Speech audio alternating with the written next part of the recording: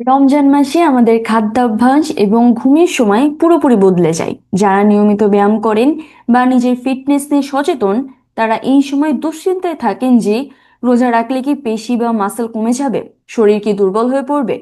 মনে রাখবেন, রোজা আপনার ফিটনেস নষ্ট করে না, বরং সঠিক নিয়মে চললে এটি আপনার শরীরের অতিরিক্ত মেদ ঝরিয়ে মাসলগুলো আরো সুগঠিত করার সুযোগ তৈরি করে দেয়। তবে ভুল সময়ে ব্যায়াম এবং ভুল খাবার নির্বাচন আপনার শরীরকে ক্লান্ত করে দিতে পারে। তাই রোজার মাসেও ফিটনেস বজায় রাখা এবং নিজের শরীরের যত্ন নেওয়া আপনার একান্ত কর্তব্য। তো চলুন জেনে নেই রোজা রেখে ফিটনেস ধরে রাখার কার্যকরী উপায়গুলো কি কি।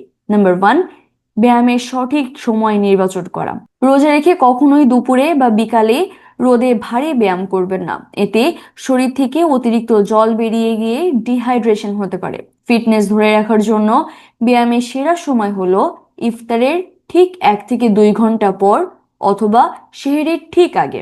এই সময় আপনার শরীরে পর্যাপ্ত এনার্জি থাকে, যা মাসেল ক্ষয় রোধ করতে সাহায্য করে। নাম্বার টু, প্রোটিন ও জটিল শর্করার ভারসাম্য নিয়ন্ত্রণ।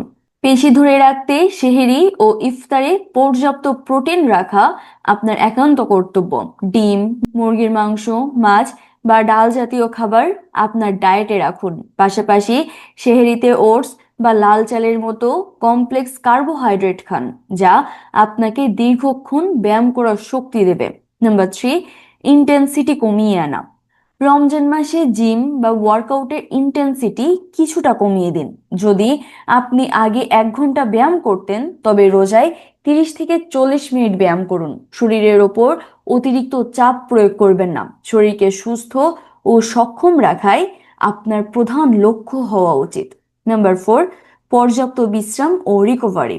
আমরা যখন গভীর ঘুমে থাকি, তখন আমাদের শরীর সবচেয়ে বেশি গ্রোথ হরমোন নিঃসরণ করে, যার কারণে ব্যায়ামের পর পেশি পুনর্গঠনের জন্য ঘুমের কোনো বিকল্প নেই। রাতে তারাবির পর দ্রুত ঘুমিয়ে পড়া এবং সেহরির পর কিছুক্ষণ বিশ্রাম নেওয়া আপনার সুস্থতার জন্য অত্যন্ত জরুরি।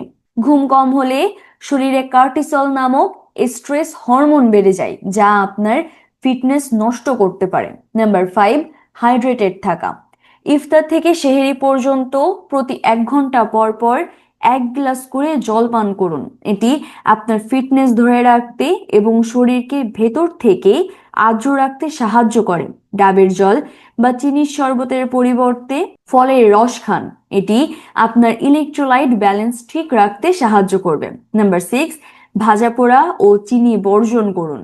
আপনি যতই ব্যায়াম করুন না কেন, ইফতারে যদি অতিরিক্ত তেল ও চিনিযুক্ত খাবার খান, তবে আপনার সব পরিশ্রমই বৃথা যাবে।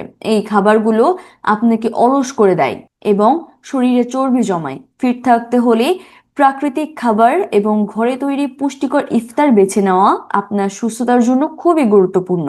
মনে রাখবেন, রমজানের 30 দিন কেবল ওজন কমানো নয়, বরং শরীরকে সুস্থ রাখাই আপনার মূল লক্ষ্য হওয়া উচিত। নিজের সক্ষমতা বুঝে সঠিক রুটিন মেনে চলা আপনার একান্ত কর্তব্য। সুস্থ থাকুন, ফিট থাকুন এবং আপনার ইবাদতকে আনন্দময় করে তুলুন। আপনার সুস্থতাই আমাদের একমাত্র কাম্য। ধন্যবাদ সবাইকে।